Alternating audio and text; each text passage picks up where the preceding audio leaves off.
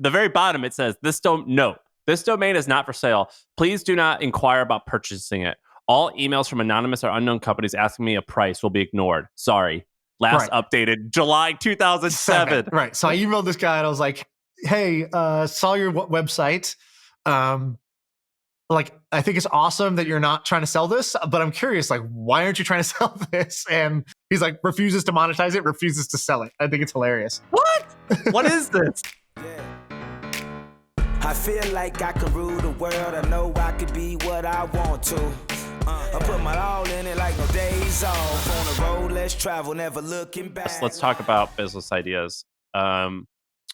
First of all, let me give you an update. Did you see someone in the Facebook group launched a pickleball newsletter because we told them to a few months ago? Because we told them to. And it's now their full-time job, and they traveled the country getting their products into stores and things like that. So it started as a pickleball newsletter, right? And then they partnered with the Pro Tour of pickleball, which I didn't know that was a thing. And then they started selling their own stuff out of a van, their own pickleball equipment, and now they're in retail stores. Good for what's her name? Give him a shout out. Thomas Shields. Good job, Thomas. Thomas looks like a young kid. He looks like a younger, better looking version of me. Let's see. I can't. Yeah, he looks young. He looks real young. So congratulations, Thomas Shield. That's great. I think the CEO or the founder of Pickleball either listens to the pod or he messaged once being like, yeah, I'm down to come on. So we can have him on if you ever want to.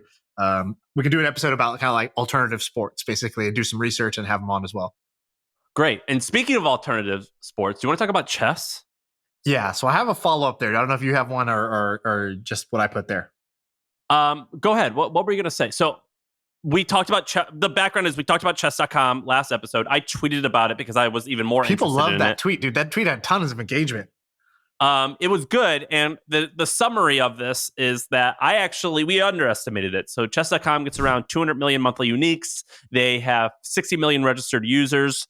Traffic has grown significantly. If I had to guess, they do at least 100 million in recurring revenue, subscription revenue. Potentially is worth $1 billion. Super fascinating company. Go ahead. What were you going to say? So we were trying to hype it, and we actually were underhyping, even though we were trying to hype it. And by the way, the guy who started, he's like an ex-Stanford guy, or the guy who owns it. There's two, I think, Stanford guys, which is cool. Like, they didn't go the same track probably as 95% of their classmates, and they're going to outperform 99% of them just by doing something really simple that the world wanted. So I started thinking about this because we talked about it. You brought it up. Cool topic, cool bit, really cool business. It really fits what we call the New Zealand type of business that Andrew Wilkinson kind of coined that phrase, which is it's this independent thing. It has like a cult following. It's profitable. It's simple. It's not, nobody competes with it. It's like New Zealand. Nobody's going to war with chess.com. The biggest competitor, I think it's called Lichess or something like that. It's basically like an open source, free, like kind of like alternative. And it's also doing extremely well. And those are like the two. But it seems like people kind of prefer chess.com. So I started thinking, okay, what's the next chess.com? What are the others? Is there a whole slew of these guys? Because I think that's where we didn't talk about last time that we should have. And so I wanted to double click in a little bit. So I started, and that's a really, really hard question. I've been thinking about it too. I only came up with like dominoes. I looked into solitaire websites. A lot of them crush. But yeah, that's a hard question to ask. So I only spent 10, 15 minutes on it, but that was enough to tell me something very interesting. So the first one that came to mind was, because here's the characteristics that you need. You need a game played by tens of millions, if not hundreds of millions of people that is not owned by a brand. Chess works. Checkers also works, but the problem with checkers is it's so simple that it's not as like there's not as much depth to it, therefore not as much of a like kind of like money to be made and passion around the sport. Sudoku was the second one that came to mind. So I went to Sudoku.com, and Sudoku.com, it's just like chess.com. It's like you go to Sudoku.com and there's already a Sudoku board waiting for you with the clock going, and it's like, oh, play. Here it is. You don't need to download. You don't need to sign up. You don't need to do anything. Just play Sudoku. I love that.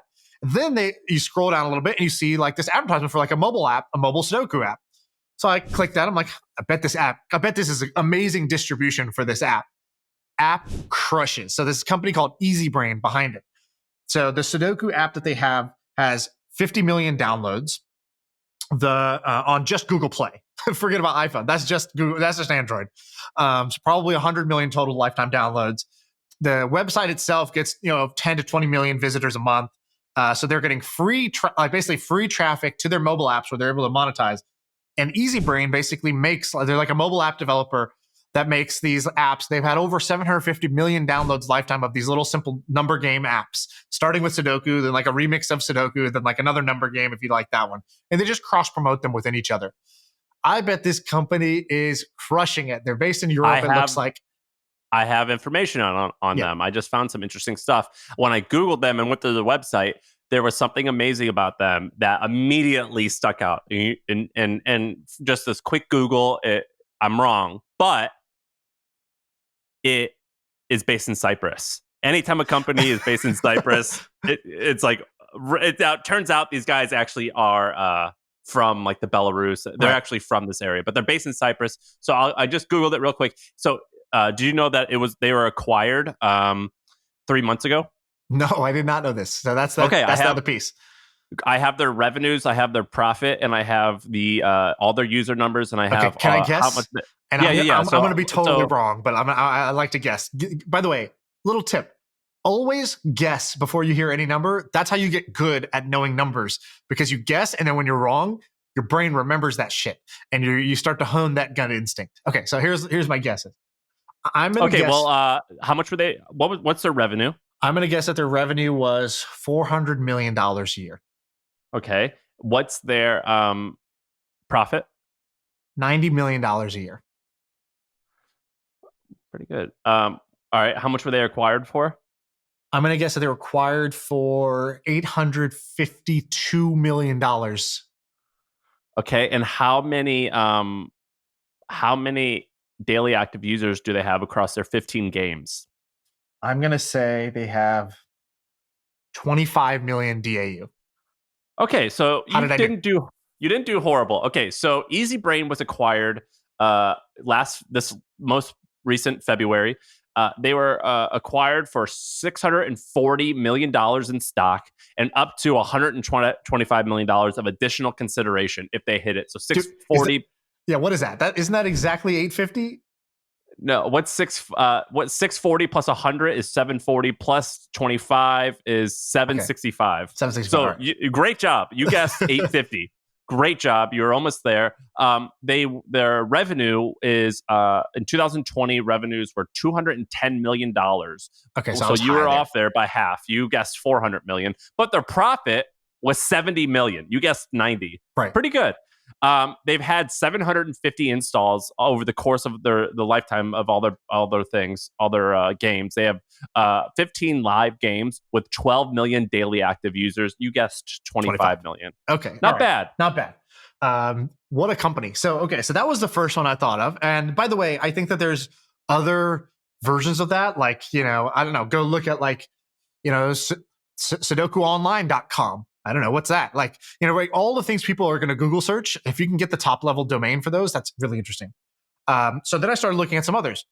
Poker.com. So I went to Poker.com, and Poker.com is like kind of like this crappy, like, just describe what you're looking at when you go to it. Let me look at this. But you can't, this isn't actual poker, right? This you're not betting? It's not even you can't play there. It's just like reviews. It's like an affiliate site. So it's like, oh, here's a place to play poker. Here's where you can go, because they get big kickbacks for basically sending a player to PokerStars or wherever if they deposit. And so this is horrible. Horrible website. Crappy kind of like affiliate and reviews site. Dude, you could do so much more with this website. Like if somebody was like, dude, if you have a mobile poker app that's like good, I would pay like ungodly amounts of money for Poker.com. I think and they also, if you like do their traffic search, see what they get. It's nothing. So they should be getting a lot more traffic having Poker.com. Okay, so then there's some other ones. Crosswordpuzzle.com, crossword.com. Go to those. Like they don't even like crossword.com or something doesn't even like render. It's like there's like 5 asterisks on the screen. Yeah, like what's going on here? Because Crossword is the other game that's like Sudoku. It's like chess that people played religiously and they love. We talked about how much the New York Times makes off their mini crossword game. And I think the number was $90 million in subscription revenue from crossword puzzles for the New York Times.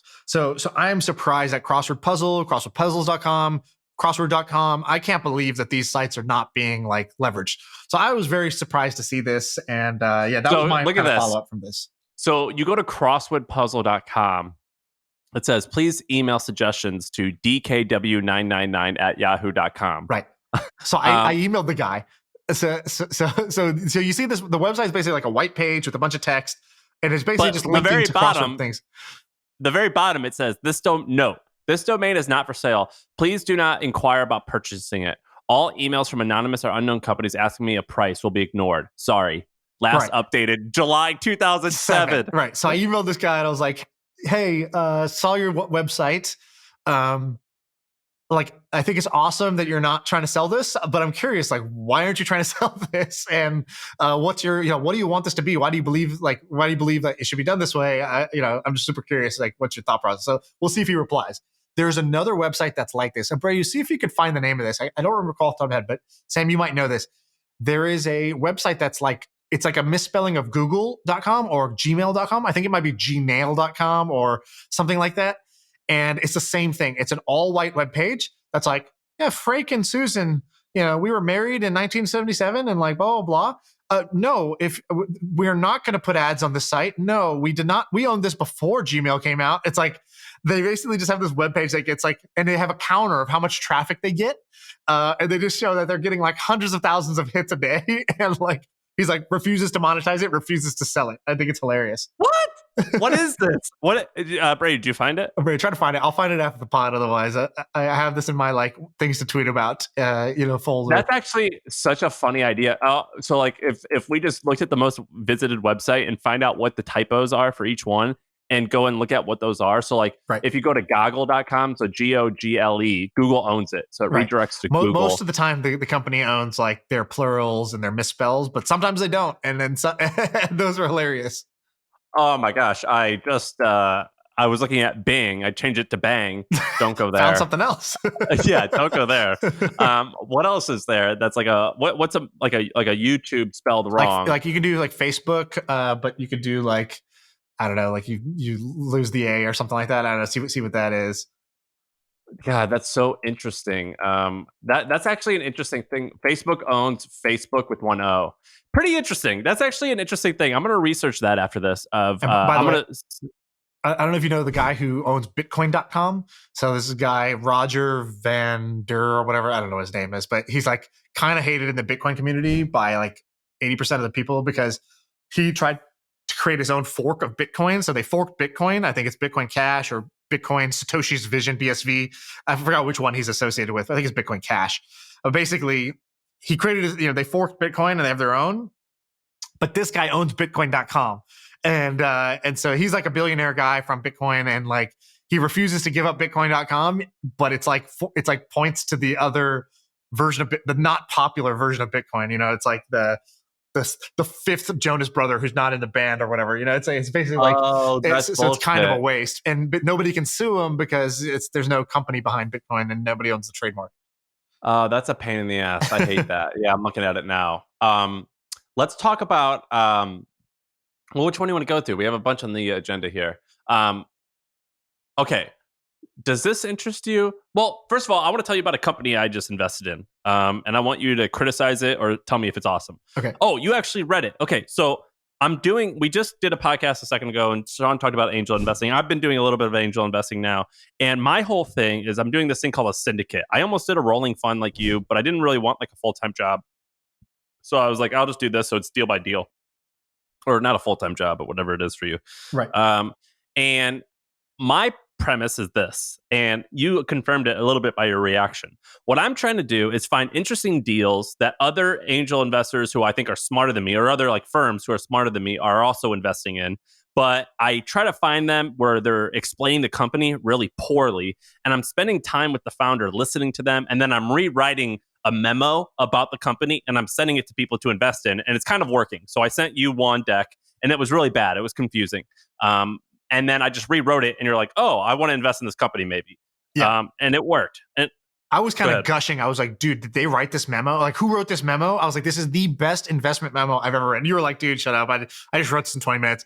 I was like, no. Trust me. I read a lot of these things. And I was like, the memo was so good that I had to separate the writing, which was really entertaining and persuasive and likable, from the business. Because I was like, dude, I don't want to just like convince myself this is a good business. I want it to be a good business. I love pitches where the founder can just barely explain what the hell they're doing. But then I'm like, oh, that makes total sense. And I'm like, yes, that's like, you get it. You're not like a salesman. So I'm not like going to invest in this like hand wavy shit. It's like, no, it's real and it's working.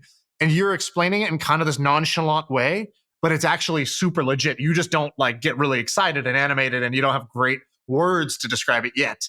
And actually I can help you with that. It sounds like you're thinking about the same thing. I'm actually just thinking I'm going to simplify my thing, which is like just helping them with their landing page and their communication, because almost every company I invest in, their landing page kind of sucks. And landing pages are really hard to make good, but they need a lot of help. And it's like something that not every other investor is offering to do for them. And they actually are not that good at doing it. And so anyways, as I got off topic, but your memo was really great. I actually want to like publish it in some way without like, I don't know what you can do, but like, I feel like that should be public. I want to point to that and be like, this is great writing. Here's why. You can go to, if you like, go to AngelList Hampton VC and you can invest if you wanted to, or you could even just say you're going to invest and then like look at it. And then once it's done, you can publish it or I'll publish it. But this company, it's lobby.com, LOBBIE.com. It's so funny because he actually did something really good. Basically, and this kind of sounds like simple and negative, but it's a cool company. I've invested in it.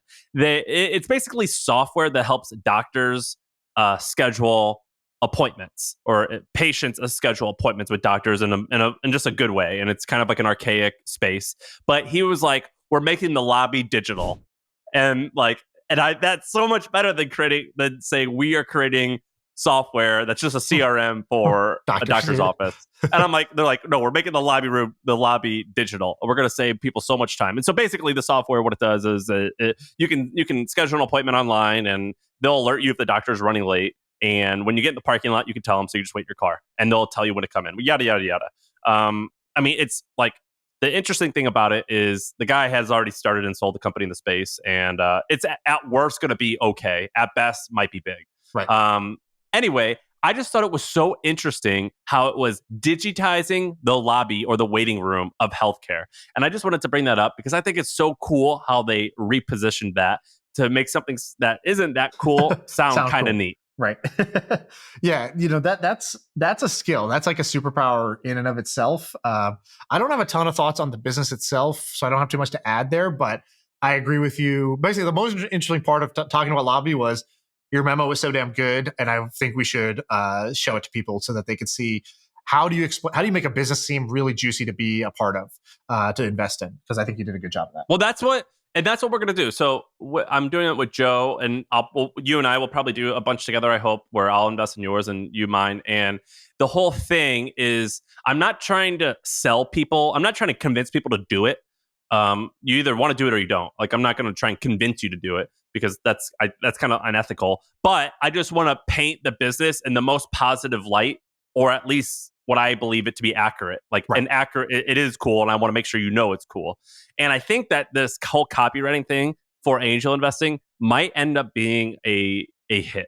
Yeah, I think it'll be easy for you to get people into your round, because people like you and the memos are good. So I think those will be good. I have a company I wanted to tell you about. That's a cool company that I think you're going to have a good opinion on. So, have you seen what Keith Rabois is doing as his new startup? No. So you know who he is? Yeah. So he's the guy who he was like ex PayPal. Then he was the COO of Square. He's kind of a known investor at Founders Fund. Then he started. He's Opendoor. a known asshole. Like, people think that he's a total asshole on Twitter. Super hilarious to follow, because he's a just absolute jerk to people.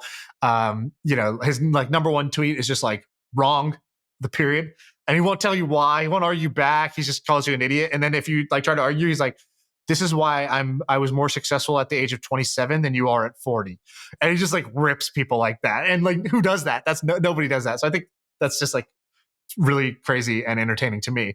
But anyways, he's doing it. So he did Opendoor, and what Opendoor is now is like a publicly listed company, because it did a SPAC, and Opendoor is a multi-billion-dollar company. And basically, it was like, selling your house is a time-consuming and stressful process. what if like the day you want to sell, you could just sell your house right away, give you a price, you say yes or no. And that's what Opendoor did. So they basically would just buy your house, and then they had a lot of data to know how much to buy your house for. And then they were the brokers. They could keep the broker fee for themselves, buying and selling. And then they would sell it within like 90 days, hopefully. And they do this in a whole bunch of markets like Arizona and stuff like that. And so they've done very well, kind of like on paper. And like Zillow now like does the same thing to try to compete with them. They kind of changed the way that the business model of these big real estate companies worked, where now like the money to be made is in basically like auto buying your house and then reselling it for you, and using a bunch of technology to do that. Anyways, his new company he's starting with Jack Abraham is called Openstore. And so you have Opendoor, and now you have Openstore. They haven't released a bunch of details, but I think I know what it is, which is it is Opendoor for buying businesses. So it's the same idea for buying. I think it's going to be specialized in online businesses, but maybe not. Where basically you just say, "Here's my business," and then they say, "Here's your offer. We'll buy it off you." And so I don't know if this is going to be specialized like e-commerce roll-ups, like a Thrasio. I don't know if it's going to be online and offline. Like, where did you learn about this, and what can I go? Is there a website yet? They announced it. So I heard about it a few weeks ago, like 6 weeks ago, maybe. And I was like, "Oh, that's super interesting." How did you hear about this? So somebody told me about it because their friend interviewed at the company. And so that's like the only way you can know about it. Cause like when you interview, they like kind of tell you the premise of the company. And that guy was like, "Oh, dude, Keith Boy's doing a new thing. It's basically Opendoor for buying businesses." And I was like, "Oh, that's sick. That's a great idea, because selling your business is also just like, is even more than buying a home in terms of time consuming, stressful, uncertain on what price you're going to get, uncertain what price it even should be. And the marketplaces to do that online, like buy biz sell or whatever that website is, like .com. Buy biz sell. They're so like old school, like on how they do that. And so I think there's like room for improvement there. So I found that to be really interesting. Let me bring this up real quick, which is, it's so crazy how often internet marketers, who often are accused of being sleazy, and many of them are. I mean, they're accused of being that because they are, but they're often ahead of the game. So, for example, email marketing. Email newsletters are all the rage right now. Scammy guys, like, I don't think this guy's actually scammy, but David D'Angelo, he used to sell dating books in the 1990s by having these long emails. I just stole and copied from him. The other thing is paid memberships. Paid memberships have been a thing for decades. Now, guys like Greg, our friend Greg, is doing a paid community thing, and Greg's like a cool guy. And so it's like cool to do it.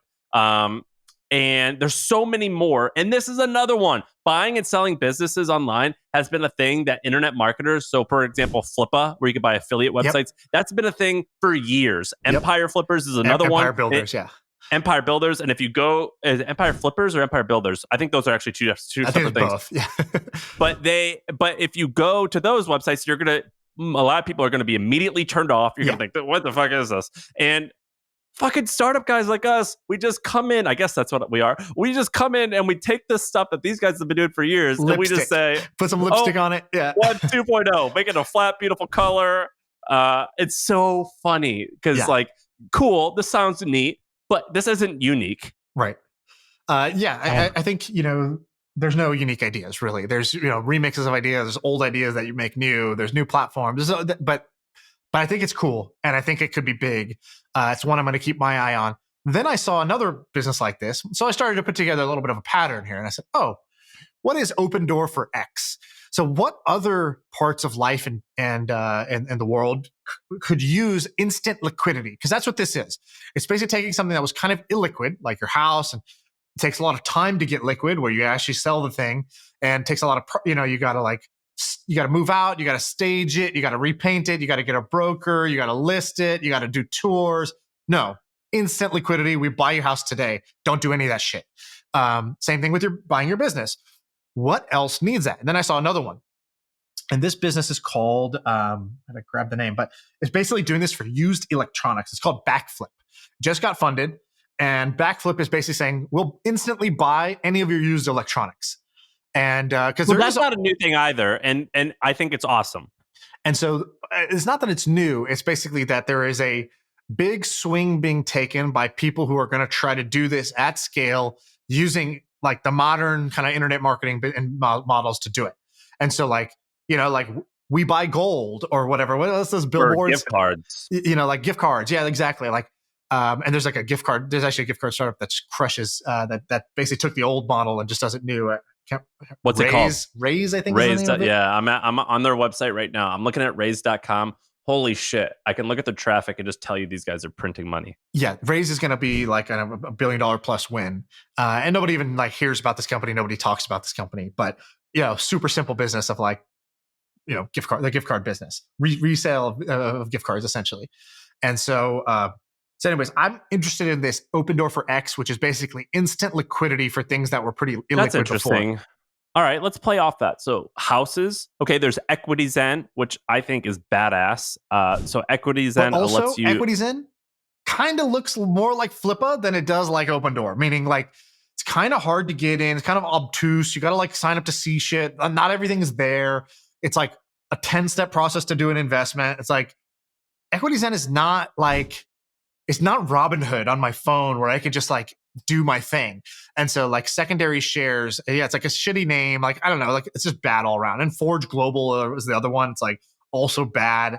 I don't know. I feel like somebody should do this better. Carta X is trying to do this better right now, which is like secondary shares of private companies.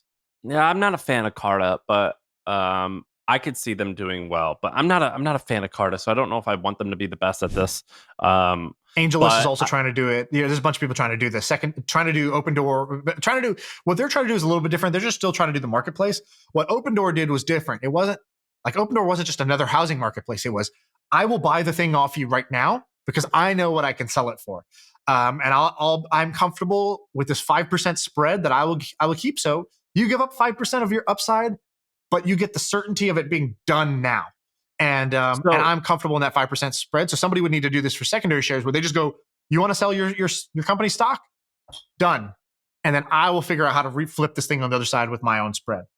So there's a few people that have done this with furniture, and furniture is really hard because furniture doesn't ship well. Yeah. But there is, I don't know if you know, I mean, I like buying used furniture because you can get like $10,000 couches for like $3,000. And oftentimes they're really nice. Used furniture is not really a thing on the internet, or at least it's not hugely popular, but I think there is still an interesting way you can do this with used furniture. Right. So I think trading cards is one. So I know a lot of people that have sports cards. They collected as a kid. It's in their attic somewhere. It's in a box. They kind of heard, cards are worth something, but they don't know what they have. They don't know what it's worth. They don't have them graded. They didn't send them into PSA and pay the money to get them graded. So I think if somebody basically did the shoebox model where you basically say, put it all in a shoebox and mail it to us, and we'll pay you for it. We'll do all the work of figuring out what it's worth, and then we'll pay you, 70 cents on the dollar for what it's worth. And like today, you're getting nothing for it. And like that's and if you don't like our offer, we'll send it back. And I think that if somebody did that, they could just hoover up all the long tail of like trading cards that are out there that people are not doing anything with that they want to monetize. That's interesting. Okay, so we've furniture is not that good. Trading cards is pretty interesting because it's a lot easier. Cars, a lot of people do cars. Carvana does cars, and I think that is so sick. They're a multi-billion-dollar publicly Is that the same company. Model they use where they'll just instantly buy your car off you? Yeah, like they'll buy it in a matter of minutes, which if you told me this like years ago, I'd be like, no way, that can't be done. But they made $5.6 billion last year in sales, so it right. works. Okay, so it's working. Opendoor for cars is working, yeah. Yeah, it totally works. What else is interesting? What's a huge thing? Like, what are some of the bigger assets that you possibly have in your life that you want to? Wow, Carvana's market cap is $45 billion. Holy shit! Yeah, it's working. Yeah. What else is there? I don't know. There's going to be some obscure shit like life insurance policy payouts or something, or like something like that. That I'm like, I don't even know that space, but that makes sense. It takes it's something that you get, or like Social Security, like. I know like my parents are getting to the age where they can collect Social Security. Like, would they take a lump sum of all their Social Security now, and, at 70 cents or 72 cents on the dollar? And then, this company just collects the payments over time. Like, probably, I don't know. Like, there's a lot of people who would make that trade. Dude, did you know this? So there's this a company. I have to go and look at what it is, but you guys can probably Google it actually. But I think some banks do it, like Goldman will do it. But if you have a winning lottery ticket, they'll buy it off you. Right. and they'll give you the money up front, and it's structured in such a way where they're still able to make their profit, but they'll buy lottery tickets from you. Like we're talking like $10 million lottery tickets or Right. 7-figure. It's kind of interesting. People buy winning lottery tickets off of people. That's actually kind of an interesting one. I would actually need to do some research. How much money do you think is won in the lottery per year? Oh, dude, I have no idea. I mean, I feel like the weekly lottery, the Powerball, every week is like, between 50 and like $200 million. It's like that's like on a weekly basis that it's now. It doesn't get won every week. That's how it accrues and that's how it gets bigger. But like, I don't know. Do you have the number in front of you? I feel like it's going to be. I'm looking at it. So I don't know. No, I can't find it. There's 1,600 lotteries created each year, so there's at least 1,600 unique winners. No, I don't. I don't have the numbers, but lottery tickets might actually be kind of interesting because you said the life insurance. I'm like, what do you wait to get paid for that you would take a discounted upfront payment? Lotteries is actually kind of interesting, and I do know that some banks actually do that. Right. Who else does that? Is Whitey Bulger. You remember Whitey Bulger? I've never even heard those words in my life. Do you know the movie The Departed? Yes. You know Jack Nicklaus's character? Okay. Yes. It's modeled after Whitey Bulger. He was a gangster in Boston. He was an Italian or Irish mafia guy. Or a mobster guy. He ended up going to jail recently. They found him and he got beaten to death in jail. So it was like a crazy ending to the story of him. He was America's most wanted man for like 20 years. And anyway, he, as part of his story, he won the lottery 3 times. And the way that he did it is people who had won the lottery in the neighborhood, they would have to go to him and he would buy it from you and he would go and cash the ticket. And so this is like a famous, like the numbers game, they call it. That's like a famous mafia thing. Wow. Okay. I had no idea. Yes. I don't know. Maybe if people have good ideas on what part of life could use instant liquidity, I'm curious to see what that would be. Okay. So a couple other things I wanted to bring up. One is a pain point or kind of a business opportunity. Maybe this exists. If it exists, tell me because I want to use this service. So in e-commerce, most e-commerce brands are just local in their own geography. So most US e-commerce brands basically just sell in the US. And then it takes time, and then you start selling in Canada, and then you start selling in Europe, and then but it takes a long time. And the reason it takes a long time is because of the international logistics. So for example, you want to ship something to Canada, they have to pay like a pretty heavy duty, like a import duty on the product. So you sell like a $50 product, they're going to have to pay like $20 of import taxes in addition to the shipping. So it just becomes like irresponsible to buy. And still some customers do because they can only get the product from a US-based company, but it really sucks. And then the company has to fill out this form that says that these goods are worth $14, and then you submit that at the thing, and then it's just annoying, right? And so I think there should be a company. So there's these brands trying to do these e-commerce roll-ups. I think you should do it differently. I think some enterprising entrepreneur can basically say, look, I will boot up your Canadian operation today. I'll boot up your UK operation, your France operation. I'll do Europe. I'll do UK. I'll do Australia, whatever, right? So basically say, I'll import your brand today. You do no work. So all you have to do is you need to ship me this product to this warehouse. So here's the address. Ship me your products. I need whatever your normal inventory is, ship 10% to me and let's see how I do. And basically you get one giant warehouse where you're warehousing for all the brands that you're going to work with. And you just say, look, in exchange for doing this, you pay me no money. I will start generating sales for you, but I want a royalty. I want a royalty of 10 cents or 15 cents for every dollar that gets made. But what's your point? How is this interesting or new? Because I don't know of a brand that does this that exists. So, my wife has an e-commerce brand. We sell in the US. I would love to be making more money by selling in Europe, but the operational overhead to go to Europe right now is just crazy. So why aren't there more people that are reaching out to e-commerce store owners and basically saying, I will run your international operation and make it a low risk to no risk proposition for them in order to do so? And I think there's a lot of money to be made given the number of e-commerce brands in the US and how you could, if you're in Brazil or you're in Australia or you're in Canada or wherever, I think you could become the leading trusted, we are your Canada, go to market plan for Canada. And we just do all the work for you. This is actually quite common in media. So there's Business Insider India, there's Business Insider Australia, there's Business Insider Germany, I believe, and then I believe the Wall Street Journal does the same thing for those same countries. But there was BuzzFeed France, HuffPo France, HuffPo Australia. It's actually pretty common in media. And But who runs those? So is it run out of the U.S. or they hire a team there, or it's a local team there that just licenses the brand, basically? When they report the revenue, it's under licensing. And so I don't exactly know what that means, though, because I was thinking about us, and I was like, man, we have a lot of people who are English as a second language folks in Germany. So like, I guess Germany, I guess, is one of the most populous. I don't know the numbers. I guess it's one of the most populous places in Europe. It's very business focused. So, the Germans liked us. Same with Australia. Australians loved us. And I was like, yeah, let's go do it. But what the fuck do I do? Do I just fly over there and just start recruiting? Right. Like, it's crazy. I would love to partner with someone. Yeah. And then another thing is, in particular, China and Japan. And there's actually a whole word for this. There's a word, I can't remember what the word is, but there's a word that describes why it's difficult to break into Japan. And the reason is that it's hard to break into an island, in particular Japan. And I would love to have paid someone to be like, hey, can you be my Japanese consigliere, like my capo on the ground? Those are all mob terms because I'm into the mafia now. Can you be my guy on the street of Japan and let me know, is this good? Am I getting the right people? I think that's incredibly interesting. Yeah, exactly. So I'm not saying that this doesn't exist. I'm saying there's still a lot of room there, because I know a lot of people. I have a lot of friends who are doing e-commerce, right? We host Club LTV. There's 75 to 100 e-commerce brands, each doing over $1 million a year in there.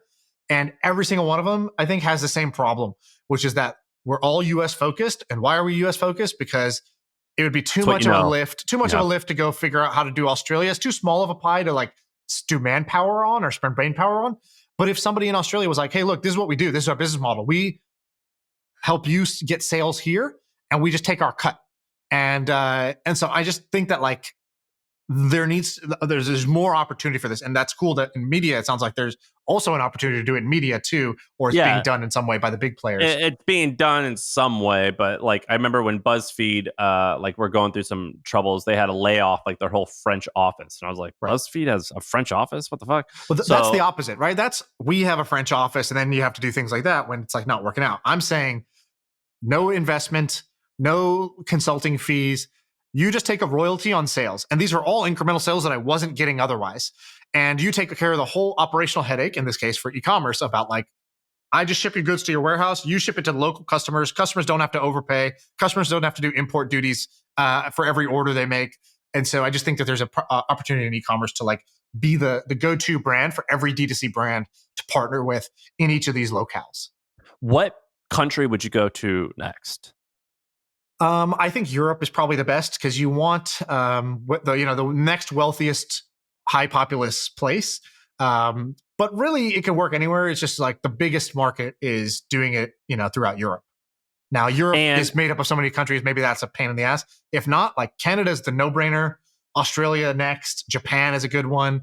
Those would be the ones. India, maybe. Like, for example, I know a bunch of people in India who did this. So my dad introduced me to these guys, and I was like, oh wow, why is these guys' their house is humongous? How, what do they do? And it's like, oh yeah, they partnered with Jockey underwear, and they just became the Jockey like seller here. They have exclusive rights to sell Jockey in India. Next guy at the dinner table, what do you do? Oh, we're the Domino's guys in India. What? Yeah, we're the exclusive franchisee of Domino's for India. Okay, what does that mean? Well, we have like Indians didn't really eat pizza before this, so we're like teaching people to eat pizza. They fucking love it, turns out. And so we have like 9,000 Domino's throughout India now. I'm like, oh my god, what is going on here? So like local franchisee, but for what's this called? What's the term for this? I don't know. Maybe I should have gone to business school. I think it's probably just called, like in brick and mortar, I think it's just called franchising. Franchising was the way to spread geographically. When your brick and mortar can only scale so fast, that's how you would do it. You would franchise out, and then the franchise would pay a royalty back to the master franchise, the brand of their sales, and they're the local operator. But with e-commerce or with digital media, it's a little bit different. but it kind of has the same problem. So I don't know if there's a new word for it. Man, I think this is wildly fascinating. I didn't think it was that interesting at first, but now I know what you're talking about, where I've heard so many stories of the same thing, but maybe not of India, but I am the official importer of X, Y, and Z. Yeah, we're the distributor of X. Or like for you, just think about for your business, right? Like, could you have sold for more if you had like 250,000, or like 500,000 subscribers in Japan? And like, dude, I think there's a world where I could have made more money in those markets than I did in America, because even though America has more people, I don't think the French, or I don't think that the Germans, I don't think Facebook kicks as much ass over there as it does here with Instagram and everything. And right. So I think the ad markets, because I do think that Europe, sorry, Europeans, if you're listening, I do think that you guys are 5 or 10 years behind when it comes to some technology stuff. And the ad markets suck because of Facebook and Google. So like, if you could still capture a little bit of that revenue, I think you could. Well, I don't know if any of that's true, but what I do know is that it's true. Trust me. As you're building, well, I think like everybody uses Facebook everywhere, so that's the part I'm saying. I don't know. Well, sorry, but what I mean is like old media still does quite well abroad. Okay, that's fair. That's fair. The thing I'm just saying is like, if while you were building your US business and all your employees are focused on your US business, if somebody said, "I love your product, I'd love to license the brand from you," or "I'd love to be your partner in the UK or in Japan or in Australia, and I will use the same playbook. It'll be under your company. I just want my cut for building this for you because I'm taking your proven thing." You would have done it in a heartbeat, right? And so the fact that you didn't means there was an opportunity for some entrepreneur that should have been reaching out to you saying, "This is a no-lose proposition. You still own it. You still make money off of it. It's still your name brand. I just get to basically take your brand, take your product, and localize it or distribute it here where I'm from, and I know the market." Yeah, and my product's way easier than yours. It was because it's pixels. It's not anything real. And I would have loved to have done that. And I used to have people emailing me all the time. And then we had a bunch of people in Russia, some people in Mexico who would just verbatim copy our shit, and I'd find it and I'd be like, "You guys stop this. You're not allowed to do this." And then I'd have other people who would email me and be like, "Hey, can I could you stop anyone from doing that?" I feel like you can't do shit. If somebody takes your newsletter and they just word for word transcribe it in Russia and they're like, "We're called whatever, hustle are you?" No, there's nothing you could do. The only thing that I was able to do, we had someone do this in Italian, we had someone do it in Russian, and we had someone do it in Mexico. And I basically shamed them. I said, I'm just gonna call you out. And so I would tweet at them or I would email them. I would make it well known, and my network was large enough that someone knew them and they were embarrassed. Knock off, and they stopped doing it. But no, I couldn't do shit. You can't do shit. And I had people email me all the time saying, "Hey, can I do this for Spain?" And I would say, "Yeah, but I don't really know anything about you. I don't know if you've got good taste. I know nothing about you." And I would just throw it off to the side and just kind of forget about it. But I wish I would have done it. I'm surprised this doesn't happen more. I'm surprised there's not just like freemedia.com based in Cyprus that basically takes all the content from behind the paywall of Wall Street Journal and just says, "Cool, if you ever hit a paywall, come here. Look, like input the URL you're trying to go to. Here's the article for free." I'm surprised somebody hasn't just tried to do that. Like, it's totally bootleg, it's piracy, right? But like, it is so hard to enforce that stuff. I can't believe that somebody internationally isn't doing that. That seems like the way to do it. Do you know what outline.com is? I know about it, and I don't know what I could say publicly about it, but I know. Explain it.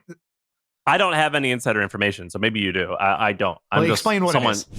So outline.com, it's the tagline is "read and annotate without distractions." Frankly, I have no idea what that means. But the way that I use it and the way that everyone else uses it is when you come across a paywall website, you put the URL into outline.com and you can see the whole article. It doesn't work for everything. I don't think it works for New York Times, but you can get Right. I think a bunch of sites they kind of stopped working on, but initially it worked on everything. And the person behind this is somebody we know that's like a well-known kind of tech person that works at one of the big companies, and was like, they had to like distance themselves. It was getting like millions of hits. Like, people were using this thing and they had to distance themselves from it because they were like, like I was kind of told I had to knock it off. He's like, I didn't make it for that purpose. It works that way. But Is it a Brazilian No site? Oh my God. Oh, okay. Yeah, I see. Yeah, I know who you're talking about. How interesting. Right. Outline.com. What the heck? It's that big. I just Googled it, or I just looked on SimilarWeb about how big it was. Outline.com, crazy fascinating. Yeah. So I think that one's cool. All right, Abreu, how did we do on these? Wait, hold on. Yeah. Just a quick question. Does Outline.com make money? I don't think so. I don't know. I have no idea. Wow. This person is so interesting. All right. That's it. That's the episode. By the way, for the people listening, we actually just did like a Q&A before this. It was, Shaan, I think it was too much talking. We got to do the Q&A on the second half because... Oh yeah, I'm fucking exhausted right now. But like, I feel like the so blood is fucking drained exhausted. from my body right now. Dude, I'm tired from listening. I'm like, how the fuck is this going? I'm so dead. I can't... If we're going to do 2 hours again, we have to do the heavy lifting in the front. I tried to keep the energy high, but like in my brain, I also haven't eaten anything today, so I'm just like dying on all fronts right now. I'm hurting. Yeah, no, the Q&A is going to be a separate episode, dude. So we're getting 2 episodes out of this. Yeah, we gotta. I can't do it next time. Yeah, I thought we would be able to, but this is painful. Maybe this is hard. And send you on for another one tomorrow. Yeah, I can do another one tomorrow. I can do one a day, easy. I think I can. Yeah, we'll have to try something else if we want to keep doing the Q&As. I like that one. I thought the Q&A was almost better than the actual episode. Maybe because you guys were tired, but the Q&A came out a lot better than I thought. I think people are going to like both of those. Yeah. No, the whole thing was good. So, good job, guys.